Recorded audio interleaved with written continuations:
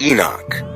And if you don't know who Enoch was, he was the son of Jared from the 7th generation of Adam. Enoch, or Hanak in Hebrew, was the father of Methuselah and the great-grandfather of Noah. He was 65 at the time of Methuselah's birth, and he walked with God for 300 years before God took him.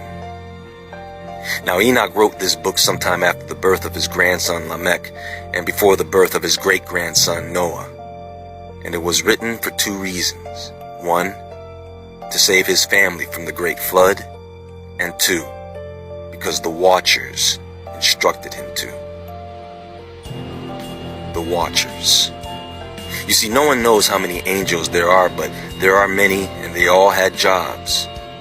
The managers of the universe. And as the population of human beings began to increase significantly, several of these angelic beings began to take notice of something. The men of the earth had daughters, beautiful women, and these angels desired them. They desired children. They communicated to each other plans to take human wives for themselves. And so according to Enoch, it was Semyaza, the leader of these angels, that said, "Listen, I know that you all do not want to do this because of the consequences you will have to face, but I am going to take the responsibility for your actions." And this total of 200 angels swore an oath.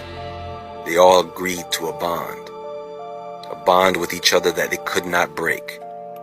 And so they proceeded to take wives, 1 each. And they did things with these women, sexual things, without discrimination. I guess their motto was anything goes. And during all this, these angels taught them charms and spells and the cutting of roots and trees. In other words, they taught them how to perform rituals and get high.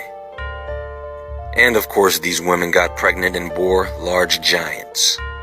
And their height was 3,000 cubits. Now 1 cubit is typically the length of the forearm from the tip of the middle finger to the bottom of the elbow, which is around 1.5 feet. You can do the math. That is taller than the tallest building in Dubai. See, these angels that descended to earth wanted to control man. They wanted their own kingdoms, which they had and still have today. They wanted to have their own lineage. Understand that their sons, the Nephilim, these things have to eat. And man and all his hard work and efforts could not sustain them. So the giants turned on man in order to devour them.